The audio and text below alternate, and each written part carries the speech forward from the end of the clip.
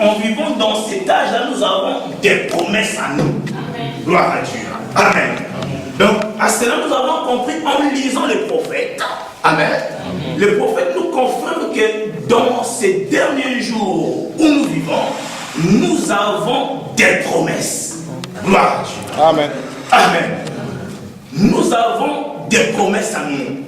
La chose, c'est de savoir quelles sont ces promesses. Amen. Et nous allons voir que le prophète nous explique même que les croyants étaient aux aguets de ces promesses-là. Les croyants contrôlaient ces promesses.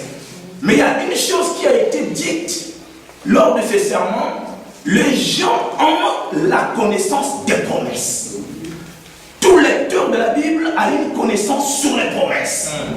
Amen. Amen. Mais la chose la plus difficile, c'est comprendre cette promesse dans son accomplissement. Amen.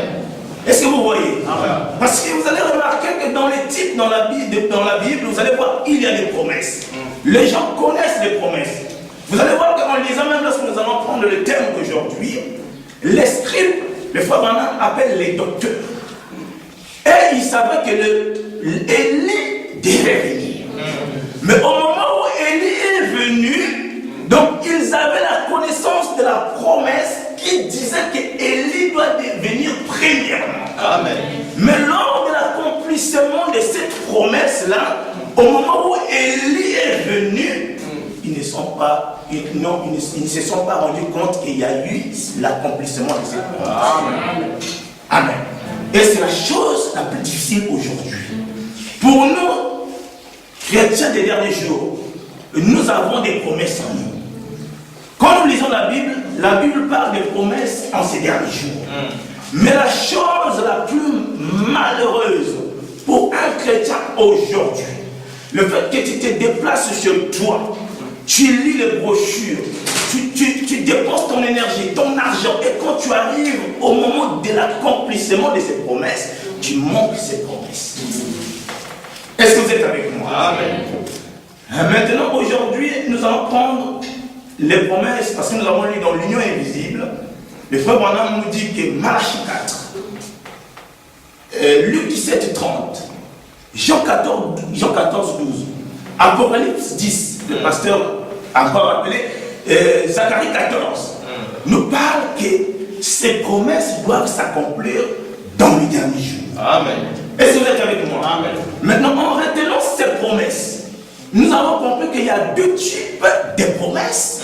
Il y a des promesses qui sont liées, il y a des promesses de l'âge, et il y a des promesses qui se rapportent aux chrétiens, aux croyants dans cet âge. Amen. Est-ce que vous êtes avec moi? Amen. Je vous ai donné un exemple comme étant la venue d'un prophète. Ça, c'est une promesse qui concerne l'âge entier. Amen. Amen. Joël 2, 28, ça concerne les chrétiens en ces derniers jours. Gloire à Dieu. Amen.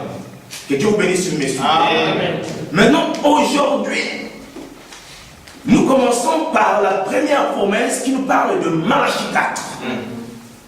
Quand je méditais, je me suis dit, oh, mais les gens connaissent déjà Malachie 4. Les gens lisent ça, ils connaissent Malachie 4. Mais quand j'ai essayé de méditer, j'ai compris que même le frère Branham continue à répéter ça. Jusqu'en 1965, où il est parti, il continuait toujours à répéter ça. Et ce n'était pas dans d'autres endroits, toujours à Jefferson. Amen. Toujours, Malachie 4. Il rappelait toujours Malachie 4, Malachie 4, Malachie 4. Alors, Malachie 4, Malachie 4, Malachie 4. Il continuait toujours à répéter ça. Alors, il y a quelque chose là. Pourquoi? Parce que nous sommes dans l'âge de la grande séduction. Nous sommes dans l'âge de la grande tromperie. Alors, il faut faire très attention. Parce que nombre de personnes vont se nommer Malachie 4 aujourd'hui. Mais voilà pourquoi il a insisté sur ces chapitres. Malachie 4, Malachie 4, Et pourtant, les mêmes personnes dans l'église venaient. Dans les sons, ils en parlent. Dans chaque prédication, ils en parlent. Malachie 4, Malachie 4. Donc les gens dans l'église, écoutez Malachie 4, il faut que ça reste dans votre tête. Pourquoi? Parce que l'évangélisation du temps de la fin, c'est prêcher Malachie 4. Amen. Gloire à Dieu. Amen. Pourquoi? Parce que ça fait partie des promesses des derniers jours. Amen. Voilà pourquoi il devait insister sur sur Malachie 4, Malachie 4, Malachie 4, Malachie 4. Amen. Amen. Et aujourd'hui, Dieu a permis que nous puissions revenir sur Malachie 4. Amen. Amen. Parce que vous allez voir qu'il y a des gens qui viennent souvent à l'église, mais quand tu les demandes, Malachie 4, c'est qui? Et parfois ils ne savent pas. La commission de Malachie 4, non, les gens ne connaissent pas. Et parfois devant quelqu'un, tu vas lui parler de Malachie 4 parce que l'évangélisation du temps de la fin, c'est prêcher Malachie 4. Et quand tu arrives comme ça, là, on te demande Malachie 4, tu es là, Branham est prophète. Point. Tu t'arrêtes par là. Tu n'arrives même pas à défendre ce que toi tu crois. Malachie 4, Branham est prophète, mais prendre les Écritures pour justifier cela, il est seulement prophète. Il y a des gens qui arrivent aussi ici, tellement l'incrédulité continue à régner, ils acceptent que ce que la parole dit, c'est vrai. Mais accepter le messager, c'est un problème. Amen. Mais or, le frère, on a dit que le message et le messager sont un. Amen. Gloire à Dieu. Amen. Amen. Vous allez voir qu'on ne peut pas parler de la loi de Moïse, de la loi sans parler de Moïse. Amen. Amen. Amen. Parler de la loi, cela doit se référer à Moïse. Exact. Amen. Amen. Gloire à Dieu, que Dieu vous bénisse. Amen. Donc voilà pourquoi nous devons revenir sur Malachie 4. Qui est Malachie 4? Quelle est sa commission? Amen. Amen. Que Dieu vous bénisse, monsieur. Amen. Maintenant, en lisant Malachie 4, c'est le dernier prophète de l'Ancien Testament. Est-ce que vous êtes avec moi? Amen. Et comme vous voyez, il n'a pas beaucoup écrit. Mais les choses qu'il a prophétisées sont des choses profondes. Il a parlé de la première venue du Seigneur. Il a parlé aussi de la seconde venue du Seigneur. Est-ce que vous êtes avec moi? Amen. J'espère que vous me suivez. Amen. En lisant ces chapitres de Malachie 4, vous allez voir même que dans votre Bible, il n'y a pas Malachie 4. Vous n'allez pas trouver ça. Les livres de Maccabée, ils ont ajouté, on ne parle pas de Malachie 4. En lisant Malachie 4, on nous dit, car voici, le jour vient ardent comme une fournaise. Tous les hautains et tous les méchants seront comme du champ. Le jour qui vient les embrasera, dit l'Éternel des armées, il ne leur laissera ni racine ni rame. Ici, on nous parle du champ, on nous parle d'une fournaise. Nous savons que pour parler de la fournaise, dans une fournaise, il y a du feu. Amen. Parler de la chambre, c'est comme de parler de la chambre, c'est comme parler des cendres. Ça veut dire qu'il y a du feu. C'est là où on montre déjà dans le jour qui arrive fournaise, le jour qui arrive ardent comme une fournaise, ça vous montre déjà. On parle d'un jour, on vous parle aussi d'une fournaise, on vous parle du feu. Est-ce que vous êtes avec moi? Amen. Mais pour vous qui craignez mon nom, ça dit pendant ces jours, pendant cet âge, pendant ces temps, on parle pour vous qui craignez mon nom. Amen. Ça veut dire que dans cet âge-là, dans ces jours-là, il y a des gens qui craignent le nom de l'Éternel. Amen. Gloire à Dieu. S'élèvera le soleil de la justice. Et la guérison sera sous ses ailes. Vous sortirez et vous sauterez comme le veau d'une table. Et vous foulerez les méchants car ils seront comme de la cendre sous la plante de vos pieds au jour que je prépare, dit l'Éternel des armées. Amen. Et donc, en continuant dans 4, on vous parle du jour, on vous parle de ce qui va se passer pendant ces jours, pendant cet âge, pendant ces temps. Et on vient, on vous dit, souvenez-vous de la loi de Moïse, mon serviteur, auquel j'ai prescrit en horaire pour tout Israël, des préceptes et des ordonnances. On prend encore quelque chose d'autre, on ajoute, qui n'a rien à voir, même vous avez comme l'impression, ça n'a rien à voir avec ces jours que l'Éternel prépare. Viens, ça change encore, on rentre dans une autre cadence, on dit, voici, je vous enverrai Élie le prophète. Avant que le jour de l'Éternel arrive, ce jour grand et redoutable. Ici, on parle de ce jour, on parle de ce temps dans les derniers jours, on parle de Moïse en horaire, au moment où il a reçu les préceptes et les ordonnances. Du coup, on nous parle maintenant, je vous enverrai Élie le prophète. Gloire à Dieu. Avant que ce jour grand et redoutable arrive, dit l'Éternel des armées. Il ramènera le cœur des pères à leurs enfants et le cœur des enfants à leur père, de peur que je ne vienne frapper le pays d'interdit. Amen. Amen. On nous parle, je vous enverrai Élie le prophète. En lisant toute la Bible, vous allez comprendre que avant qu'on vous parle de cet Élie dans Malachie 4, vous allez comprendre d'abord qu'il y a un Élie qui a existé avant. Amen. Et quand vous allez dans 1 Roi 17, on vous parle d'un Élie. Là-bas, on le nommait, on l'appelait Élie le Tishbite. Amen. Parce que quand nous sommes dans l'Ancien Testament, nous sommes dans le Nouveau, mais nous devons toujours répartir dans l'Ancien Testament, parce que l'Ancien Testament, c'était une ombre du Nouveau Testament. Amen. Est-ce que vous êtes avec moi? Tout ce qui était dans l'Ancien Testament sont des types aujourd'hui. Amen. Et voilà pourquoi les fois on dit que moi souvent on m'appelle un typologue. Parce que j'aime utiliser la typologie. Est-ce que vous êtes avec moi? Or, pour justifier quelque chose, il faut toujours prendre des types dans l'Ancien Testament. Amen. Pour comprendre dans le Nouveau Testament. Mais qu'est-ce que cela signifiait? Amen. Alors, en lisant, vous parle d'Élie le Tishbite. Et quand vous lisez Élie le Tishbite, là vous comprenez que Élie le Tishbite c'est qui? Vous allez voir que la parole de Dieu fut adressée.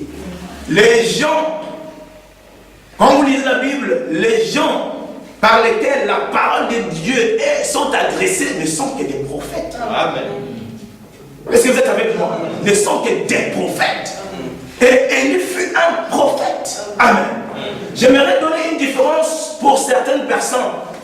Ne confondez pas un don de prophétie et un prophète. Amen. Il y a une grande différence entre un don de prophétie et un prophète. Le vrai bonhomme dit c'est des centaines de kilomètres à 1000 lieues. Ces choses sont distinctes. Ces fonctions sont distinctes. Amen. Ceci, c'est déjà un point pour vous aider à différencier si c'est un prophète ou il ne l'est pas. Amen. Déjà, quand vous voyez que quelqu'un qui a un don de prophétie, c'est un don. Répondez-vous et soyez baptisés au nom du Seigneur Jésus-Christ. Par la suite, vous recevez un don de l'Esprit.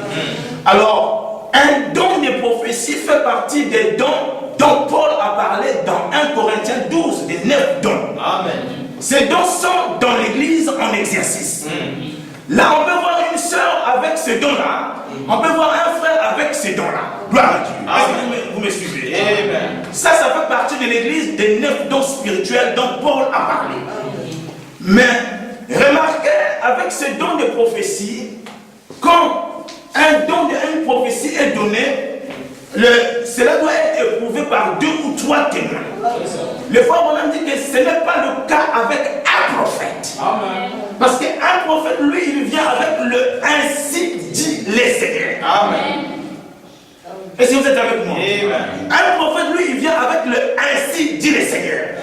Mais le pasteur nous a lu la fois passée sur la révélation. Il nous a parlé que le ainsi dit les Seigneurs, là, c'est ça la révélation. Amen. Est-ce que vous êtes avec moi? Amen. Donc, comprendre la fonction d'un prophète, c'est ce qui va nous permettre de connaître ou bien de reconnaître si dans ce temps nous sommes en train de lire, nous avons aussi reçu un prophète.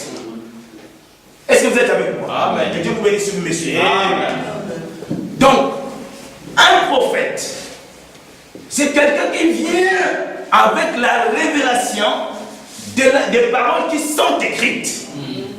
Est-ce que vous êtes avec moi? Amen. C'est la bouche de Dieu, c'est un porte-parole de Dieu. Amen. Il vient avec un message donné, pour un peuple donné. Amen.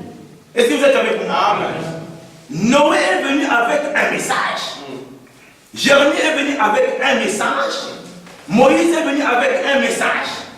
Tous ces prophètes, lorsqu'ils venaient dans leur temps, ils venaient avec un message. Amen.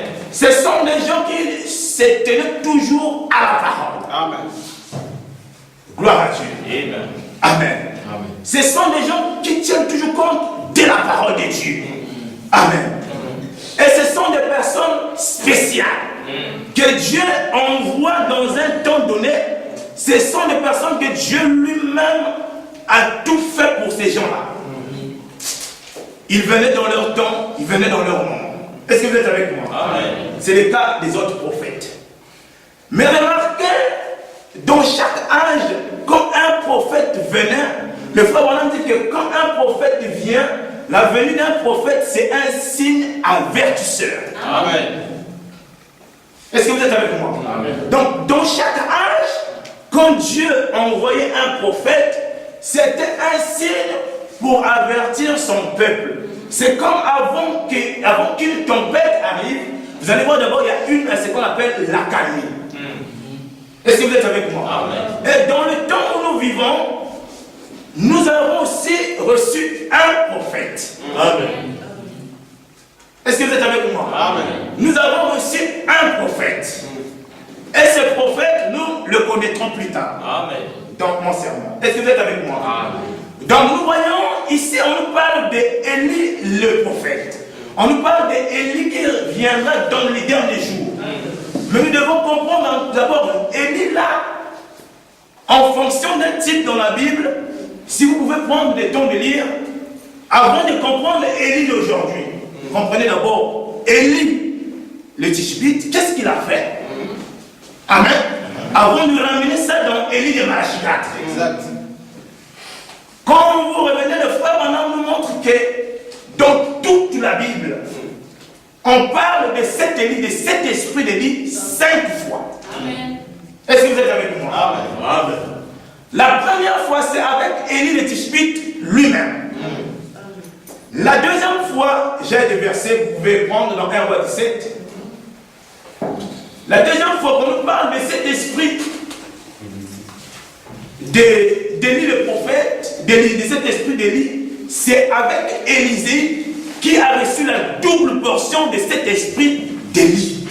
Est-ce que vous êtes avec moi? Amen. Lui, il savait qu'Élie va partir. C'est là où il continuait à suivre Élie. Et il dit, mais qu'est-ce que tu veux que je te donne? Il demandait, mon père Charles d'Israël, il savait que cet Élie, cet prophète devait monter. Amen. Amen. Quoi? C'était quoi? Une profondeur dans Élisée et une profondeur dans le prophète Élie lui-même. Est-ce que vous êtes avec moi? Amen. Donc c'était une profondeur qui appelait une profondeur. Est-ce que vous êtes avec moi? Amen. C'est comme un chrétien aujourd'hui. Pourquoi ce message, comme je venais de parler avant, tu dois avoir une profondeur en toi. Amen. Amen. Amen. Avoir une sémence en toi, c'est cette profondeur qu'en écoutant le message du temps de la fin. C'est cette profondeur qui va brûler en toi. Et en écoutant la voix de Dieu dans le message, ça va attirer une profondeur en toi. Amen. Est-ce que vous êtes avec moi? Amen. Cette profondeur, même si tu fuis, cette profondeur-là est toujours en toi, ça va brûler, ça va bourdonner. Amen. Et tu vas toujours chercher à suivre le message. Dans cette profondeur, il y a comme une aimantation. Donc vous allez voir que vous allez continuer toujours à suivre. Parce que partout où tu es parti, tu as fait le passage des églises, tu n'as pas écouté cette profondeur-là. Mais quand tu arrives, tu écoutes cette profondeur, tu dis non, forcément il y a quelque chose qui est là. Donc voilà, même pour venir à l'église, il s'agit d'un problème de profondeur. Amen. Quand tu sais qu'au-dedans de toi, tu as une profondeur. Amen. Tu n'as pas besoin qu'on te passe un coup de téléphone. Tu n'as pas besoin qu'on t'appelle que certes tu ne viendras pas, frère, tu ne viendras pas. Mais tellement la profondeur est au-dedans de toi. Amen. Cette profondeur te dit qu'il est dimanche, il faut que tu vas cacher. Il s'agit d'un problème de profondeur. Tu dois avoir la profondeur au-dedans de toi. Amen. Tu dois appeler pour que tu saches que non, il y a cette profondeur-là, je dois partir à l'église. Quand tu ne viens pas à l'église le dimanche, tu ressens un surpoids au-dedans de toi. Amen. Parce que ce n'est pas toi, mais c'est cette profondeur qui en toi a besoin de la parole. Amen. Gloire à Dieu. Exactement. Amen. Amen. Que Dieu vous bénisse les choses. Donc voilà pourquoi ce prophète Élisée avait une profondeur en lui. Il faisait que suivre le prophète Élie. Amen. C'est là où il dit que moi je veux une... Élie lui a demandé qu'est-ce que toi tu veux. Il dit que moi je veux ta double portion. La double portion de ton esprit. Et c'est là où nous voyons que Élisée avait reçu aussi cet esprit d'Élie. Est-ce que vous êtes avec moi? Nous entrons dans le Nouveau Testament. vous allez voir qu'on nous parle aussi de cet esprit d'Élie qui doit revenir. Amen. Amen. Vous allez voir ça dans Luc 1, 17. Amen. Amen. Avec Jean-Baptiste. Est-ce que vous êtes avec moi? Amen. C'est là où lorsque l'ange Gabriel est apparu à Jean-Baptiste et à Zacharie, son père, comme il fut un sacrificateur, c'est là où l'ange Gabriel lui a donné le message en disant que ta femme est enceinte. Il enfantera un fils. Cet enfant naîtra avec l'esprit et la puissance d'Élie. Amen.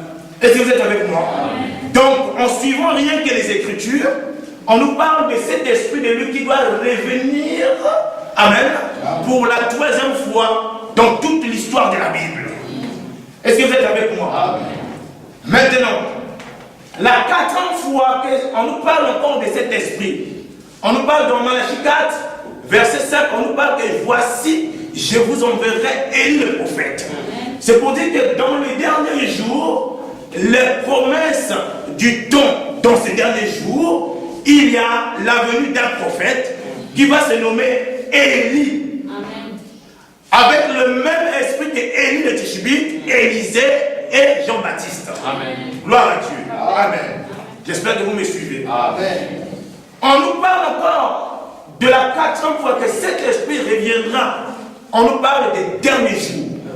Amen. Amen. Si vous lisez la Bible, on vous dit qu'avant que ce jour grand et redoutable arrive. Amen.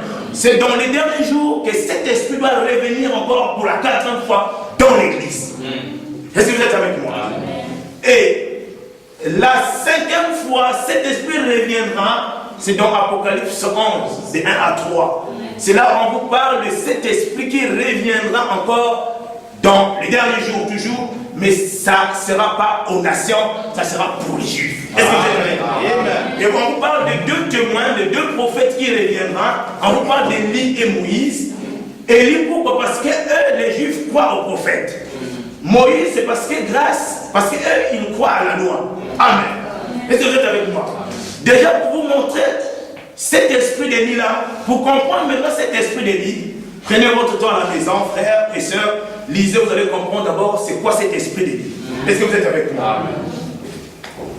Maintenant, dans les derniers jours, on nous parle de cet esprit d'Élie. Si vous lisez dans Malachie 4, le verset 6 à 1, on vous parle de la commission de cet Élie, de ce prophète Élie qui doit revenir dans les derniers jours. Amen. Est-ce que vous êtes avec moi? Amen. Quand vous lisez, faites très attention. On vous montre la commission de cet Élie la commission de ce prophète dans ces derniers jours. Quand vous lisez, on vous dit qu'il ramènera le cœur des pères à leurs enfants et le cœur des enfants à leurs pères, de peur que je ne vienne frapper le pays interdit. Vous allez voir que par manque de révélation, nombreux sont dans la confusion. Confondre cette commission à celle de Jean-Baptiste. Mais c'est faux. Est-ce que vous êtes avec moi? Amen. Quand vous lisez avec Jean-Baptiste dans 1 Roi 17 et dans Luc 1, 17, vous allez voir que c'est là où l'ange Gabriel dit à Jean-Baptiste, dit à Zacharie, Luc 1, 17, est-ce que vous êtes là? Lisons Luc 1, le verset 17. C'est là où l'ange Gabriel parle à Zacharie, le père de Jean-Baptiste. Il dit que, si on peut lire un peu devant, je vais lire rapidement. Du temps d'Hérode, roi des Judées, verset 5, il y avait un sacrificateur nommé Zacharie, de la classe d'Abia. Sa femme était d'entre les filles d'Aaron, elle s'appelait Élisabeth. Tous deux étaient justes devant Dieu, observant d'une manière irréprochable tous les commandements et toutes les ordonnances du Seigneur. Ils n'avaient point d'enfants parce qu'Élisabeth était stérile. Et ils étaient l'un et l'autre avancés en âge.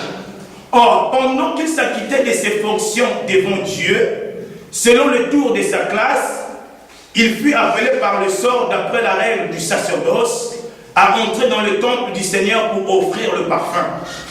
Toute la multitude du peuple était dehors en prière à l'heure du parfum. Alors un ange du Seigneur apparut à Zacharie et se tint debout à droite de l'autel des parfums.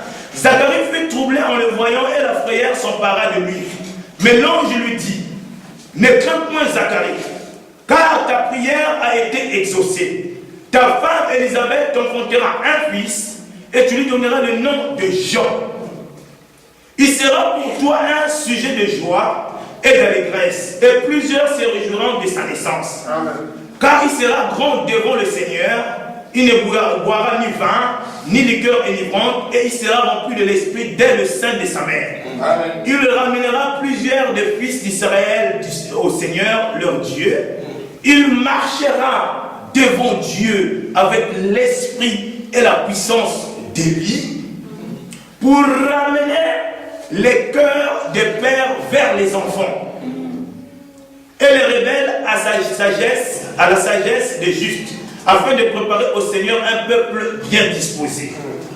En lisant ici, on vous parle que cet enfant qui naîtra avec l'esprit et la puissance de Dieu, amen, sa commission c'est quoi? Ramener les cœurs des pères vers les enfants. Amen. Ici, en lisant dans Luc 1, l'ange Gabriel vient de la part du Seigneur.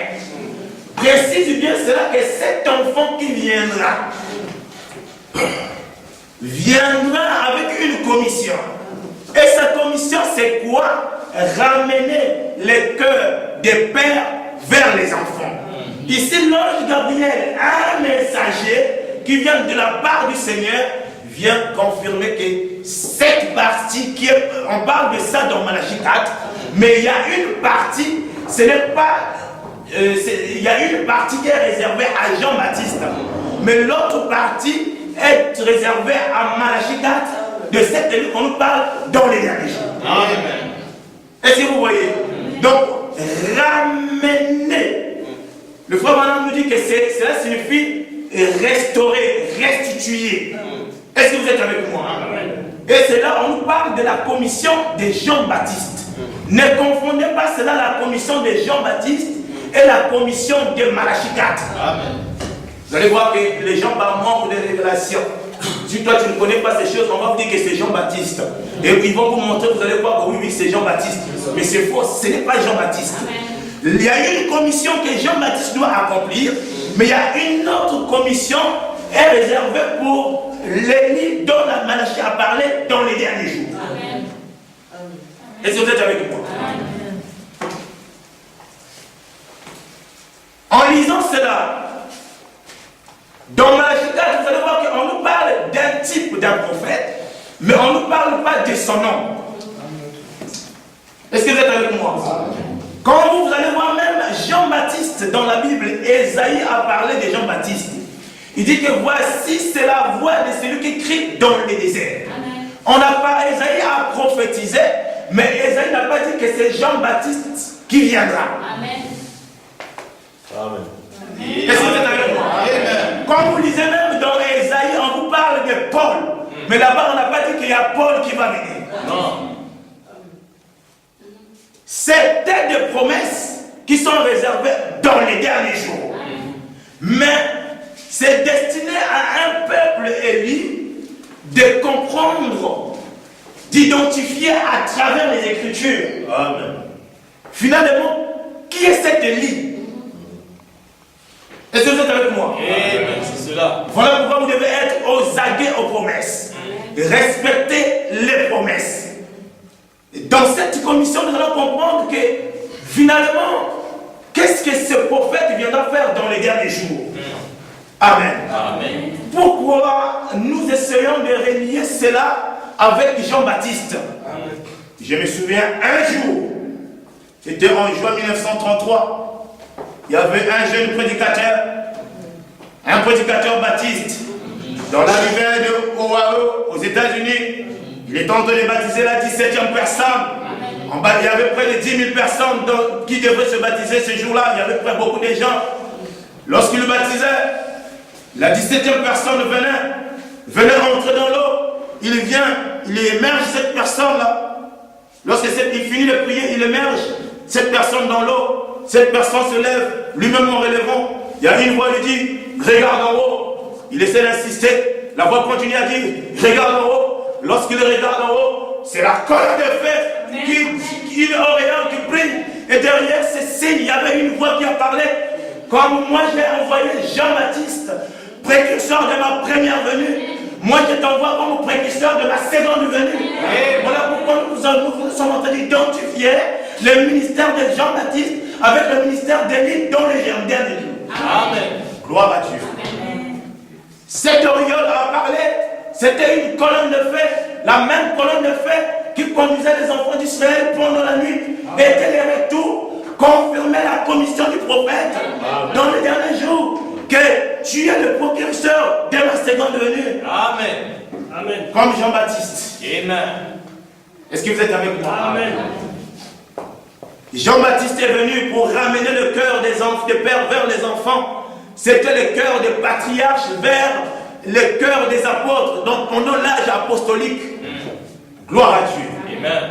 Mais c'est celui qui viendra dans les derniers jours, viendra pour aussi la restauration. Comme le frère Branham dit que la restauration dans les derniers jours, c'est Malachie 4. Amen. C'est lui qui est venu avec la parole pour restaurer l'église. Puisque dans les âges de l'église, les diables ont embrouillé les chrétiens. Amen. Est-ce que vous êtes avec moi? Amen. Pendant les âges de l'église, vous allez voir que lorsque les disciples ont reçu le Saint-Esprit, ils sont partis. Parce que pourquoi normalement Christ en venant n'était pas venu pour les nations, il était venu pour les Juifs. Mais lorsqu'il est arrivé, par manque de révélation des promesses, par aveuglement, par incrédulité, les gens ne l'ont pas reconnu que c'était le Messie dont la Bible leur parlait, c'était le Messie dont le Torah leur parlait. C'était par manque de révélation pour comprendre en ce moment-là l'accomplissement des promesses. Gloire à Dieu. C'était un aveuglement. Ils n'ont pas compris que finalement c'est le Messie dont nous attendions. Gloire à Dieu. Pendant ce moment-là, vous allez voir, il y a toujours des hommes intellectuels.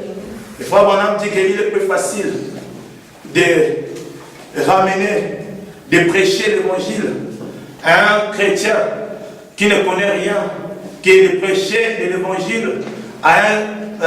c'est plus facile de prêcher de l'évangile à un païen, un simple païen, que de prêcher de l'évangile à un païen instruit. Ces gens sont difficiles, sont très difficiles. Quand vous leur parlez des Écritures, ils ont tellement... Ils sont difficiles parce que dans leur tête, ils ont une conception intellectuelle des choses. Amen. Est-ce que vous êtes avec moi? Amen. Ils sont très difficiles. Que Dieu vous bénisse. Amen. Vous allez voir aussi, vous aurez plus de difficultés de ramener un frère. C'est un combat qui est venu écouter ce message qui a rétrogradé. Il a la connaissance. Quand vous allez vers lui, vous lui dites, regarde ce que la Bible dit, regarde ce que le prophète dit. Lui aussi va vous retourner, regarde ce que le prophète dit. Amen. Parce que pourquoi? Il a eu d'abord la connaissance. Et ce sont des gens qui sont difficiles pour les ramener dans le Seigneur. Amen. Est-ce que vous êtes avec moi? Amen. Donc on nous parle de la commission de ce prophète qui viendra dans les derniers jours. Avec quelle commission? De ramener maintenant les cœurs des enfants vers les pères. Amen. Est-ce que vous êtes avec moi? Amen. Donc, d'abord, ramener le cœur des pères vers les enfants. Ça, c'est donné à Jean-Baptiste.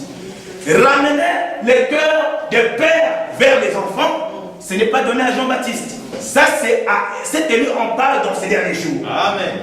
Mais regardez, quand cette auréole parlait ce jour-là, parlait à un jeune prédicateur en 1933.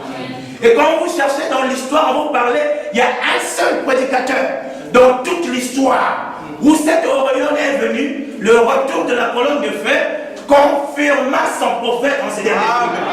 Même le frère Branham dit qu'en ce moment-là même, la maman de Billy était là, elle avait même son appareil photo. Et ces prophètes de ces derniers jours, on nous parle qui doit revenir avant que Dieu vienne frapper le pays interdit, c'est William Marion Branham. Amen. Amen. Amen. Les prophètes de ces qu'on nous parle qu'il reviendrait dans ces derniers jours. La personne qui baptisait la 17e personne, où cette colonne de feu est revenue pendant des milliers d'années. La colonne de feu n'était pas là, mais l'entrée de ce prophète ramène la colonne de feu. Amen. Gloire à Dieu. Amen. Amen. Et cette colonne de feu vient confirmer ce prophète. Comme vous allez voir, on va vous parler pas d'autres personnes. On va vous parler de William Marion Branham. Amen. Amen. Amen. Et c'est ce prophète-là, dans les derniers jours, qu'on appelle Élie. Le même esprit viendra prendre encore ce prophète-là. Vous allez remarquer qu'avec Élie le Tishbite, dans sa fonction, ce sont des personnes très spéciales parmi les prophètes. Ce sont des gens qui sont rudes. Amen. Ce sont des gens qui tiennent compte de la parole. Soit c'est la parole, soit ce n'est pas la parole. Amen. Ce sont des gens qui n'ont pas peur.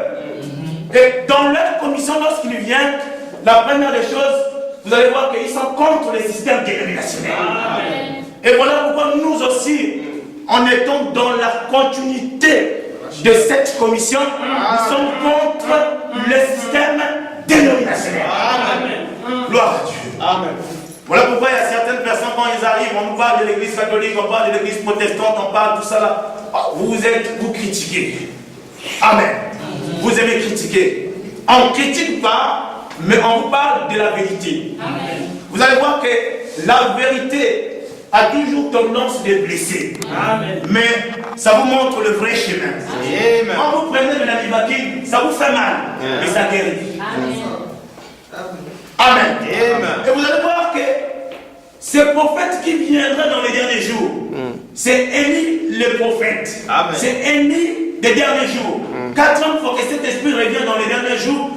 Dans cet homme que vous allez voir dans le monde, il y a une seule personne qui a reflété cet esprit d'Élie, qui a haï les dénominations. Amen. Amen. En regardant le type d'Élie de Tishbite, vous allez voir que Élie, pendant son temps, il a résisté contre le prophète de Baal. Il a résisté contre la femme d'Akab qu'on appelait Jézabel. Amen. Comme vous allez voir, avec Jean-Baptiste, il a résisté contre Hérodias. Amen. Amen. Mais quand nous rentrons maintenant dans l'avènement de ce prophète appelé Élie dans les derniers jours, il doit être aussi contre la dénomination. Amen. Il doit être aussi contre les femmes. Amen. Les femmes immorales. Amen. Je l'avais bien précisé. Amen. Est-ce que vous êtes avec moi? Amen. Et dans la Bible, la femme représente l'Église. Amen. Nous sommes entrés maintenant dans le spirituel. Voilà pourquoi ces prophètes devaient être contre les églises dénominationnelles qui ont oublié la vraie doctrine de la Bible. Amen. Et lorsqu'il vient pour la restauration, pour ramener l'église, la véritable église, au retour de la parole de la Bible. Amen. Voilà pourquoi il était contre les systèmes dénominationnels. Parce que pendant les âges de l'église, il y a eu un concile de Nicée avec Constantin Ier qui a réuni l'église et l'État. Et en ce moment-là, c'est là où les dogmes sont rentrés dans l'église. C'est là où le système organisationnel a commencé. C'était en 325, après Jésus-Christ. Est-ce que vous êtes avec moi? C'est pendant ce moment-là, Constantin est venu avec ses ambitions. Vous allez voir aujourd'hui, pendant ce moment-là, à Rome, c'était ça qui a ramené l'église à une Rome religieuse que nous voyons aujourd'hui. Mais la Rome qui existait autrefois, c'était une Rome papale. Et c'était une Rome païenne. Avec les mêmes dogmes, avec les mêmes déesses. Pendant les temps d'Akab, il y avait la Jézabelotrie, je ne sais pas ce qu'il faut le dire. Les gens adoraient peut-être aussi Jézabel. Mais lorsque nous rentrons dans les derniers jours, c'est que ces esprits-là reviendront aussi, puisqu'il doit avoir la venue d'un prophète Élie pour résister contre ce système dénominationnel. Amen. Gloire à Dieu. Amen. Et cet esprit est venu, ce prophète est venu, il a résisté contre les femmes immorales, les retours à la Bible, parce que la Bible doit être dans la continuité. les femmes ne doivent pas s'habiller en vêtements d'hommes. Amen. Gloire à Dieu. Amen. Amen. Amen.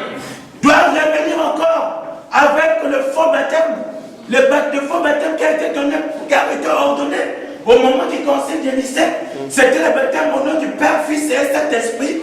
Et quand vous êtes baptisé par un tel baptême, vous avez écouté le mensonge du diable. Amen. Exactement. Gloire à Dieu. Amen. Il vient avec la révélation. Quand vous étiez dans les églises, on vous parlait que Adam et Ève avaient mangé une pomme. Amen. Amen. Et il vient avec les retours de la parole, qui revient avec la révélation. Comme Amos 3:7 pouvait dire, Dieu ne fait rien sans révéler ses secrets à ses serviteurs, les prophètes. Il vient avec la révélation. On vous dit que c'est un mensonge du diable, en vous disant qu'ils avaient mangé une pomme. Gloire à Dieu. Amen. C'était une restauration totale. Exact. Parce qu'il avait promis que je restaurerai dans les derniers jours. Amen. Ce qu'on mangeait, ce qu'on dévorait, les asiles, les génèques, les gazams et les souterrains. Amen. C'est un temps de restauration. Gloire à Dieu. Amen. Le retour à la Bible, le retour à l'âge de la Pentecôte, ramener l'église. Parce que pourquoi le diable a tellement embrouillé les gens? Il est venu, il a résisté contre le système dénominationnel avec la mariolâtrie. Il faut adorer Marie. Marie, c'est la mère sainte. C'est un mensonge du diable. Amen. Gloire à Dieu. Amen. C'est un mensonge du diable. Lorsqu'il est venu, il a résisté contre cela. Il faut prier avec les chapelets. Mais ça a commencé depuis la Rome païenne. Amen. Amen. Et comme nous avons vu que c'est l'âge de la grande tromperie, oui monsieur, oui ma soeur, nous sommes dans l'âge de la grande tromperie, puisque la Rome qui était païenne, qu'on pouvait identifier facilement, c'est un système dénominationnel avec des idolâtries. Lorsque nous sommes rentrés maintenant dans cet âge de la grande tromperie, cette Rome païenne devient papale, devient une Rome religieuse. Amen. Amen. Ils viennent maintenant avec le nom du Seigneur Jésus-Christ. Ils viennent maintenant avec la Bible. Mais c'est un problème de révélation. Amen. Pour comprendre ces choses. Amen. C'est cela. Pourquoi nous sommes dans l'âge de la grande tromperie. Nous sommes dans l'âge de la grande séduction. Et quand vous voyez, on vous parle de cette Rome-là, la Bible dit que c'est la mère des prostituées, de toutes les impudiques. Et les prostituées, la mère des prostituées, les prostituées, vous allez voir, c'est l'église protestante. Vous allez voir, c'est les méthodistes. Vous allez voir, c'est les baptistes. Toutes ces églises-là sont en train de partir dans un conseil écuménique. Amen. Amen.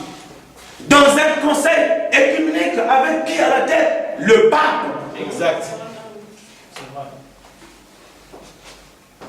Quand vous comprenez les promesses du temps de la fin, quand vous êtes aux allées aux promesses, vous pouvez savoir dans quel temps nous sommes en train de vivre. Amen. Parce que ces promesses sont réservées pour l'épouse chef-d'œuvre. Amen.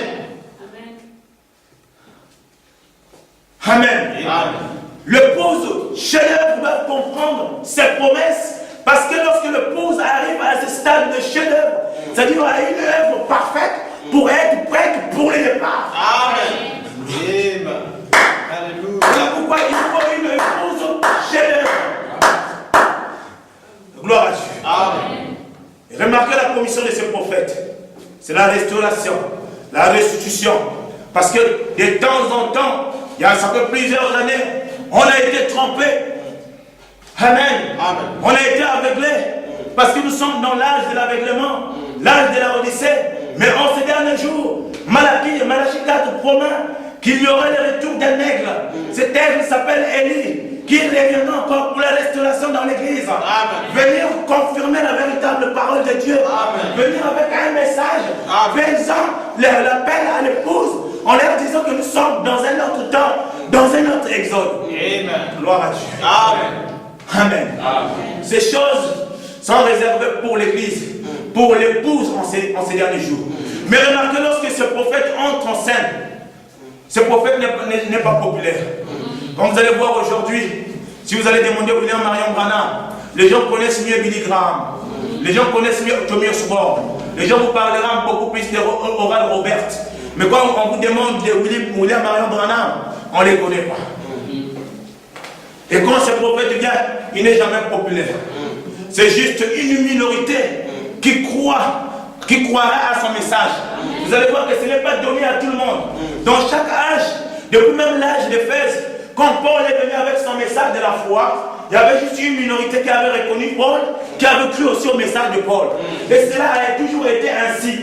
Dans les derniers jours aussi, ce prophète viendra avec le message du temps du soir. Parce que Dieu a promis que dans les derniers jours, ça sera au temps du soir, au temps de l'aveuglement, au temps des ténèbres. Mais il y aura un soleil qui se lèvera pour l'église, pour l'épouse. C'est cela. Gloire à Dieu. Amen. Nous sommes dans ces temps. Ça fait partie des promesses des derniers jours. Nous devons prendre aux amis ces promesses. Amen. Mais remarquez, on nous parle de la foi dans la commission de ce prophète. Gloire à Dieu. Amen. Ramenez le cœur des enfants vers le Père. Ramenons nos cœurs à la foi apostolique. Amen. Gloire à Dieu. Amen. Et remarquez, on nous parle de la foi. Mais comment viendra-t-elle cette foi dans les croyants? Gloire à Dieu. Amen. C'est là où maintenant on nous parle d'Apocalypse 17. Amen. À la voix du 7e ange, lorsqu'il sonnerait de la trompette, sonner la trompette, c'est prêcher de l'évangile. Le mystère de Dieu s'accomplira. Amen. Et en ces derniers jours, c'est le 7e ange. Quand vous voulez comprendre ce 7e ange, vous allez dans les âges de l'église. Vous allez voir que dans la Bible, il y a seulement 2 livres que le diable craint. Il y a le livre de Genèse et il y a le livre d'Apocalypse. Pourquoi le diable craint ces livres? Vous allez voir que dans Genèse, on vous parle du commencement du diable. Amen. On vous parle de son départ. On vous parle de son entrée. Vous allez voir que le livre de Genèse, c'est un livre d'ensemencement. Toutes les semences ont été plantées par là. Mais quand nous rentrons dans le livre d'Apocalypse, vous allez voir que beaucoup de théologiens, quand vous leur parlez du livre d'Apocalypse, ils craignent ces livres. Et ces livres sont très difficiles. Que vous voyez ça dans les églises, on est en train de prêcher, insister sur ces livres. Gloire à Dieu. En grec, on appelle ça Apocalypse. Mais en français, Apocalypse signifie révélation. Parce que pour entrer, parler dans la révélation, il faut que toi-même tu sois d'abord révélé. Et cette commission n'est donnée qu'à un. Gloire à Dieu. Amen. C'est un livre de symboles. C'est un livre de mystères. Si vous allez voir dans la Bible, là où Dieu a caché des mystères, caché, c'est dans le livre d'Apocalypse. Il y a des symboles là-bas, on nous parle que des symboles. Quand les gens parlent de ça, même l'auteur de Frère Branham, lorsque Jean le prophète parle des gens qui furent ravis en esprit.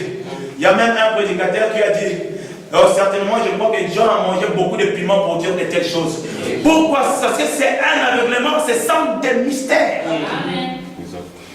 Et avec l'Apocalypse 17, on nous parle des mystères qui doivent être révélés dans les derniers jours. Ces mystères ne pourront pas être révélés au temps de Moïse. Ces mystères ne pouvaient pas être révélés au temps de Luther.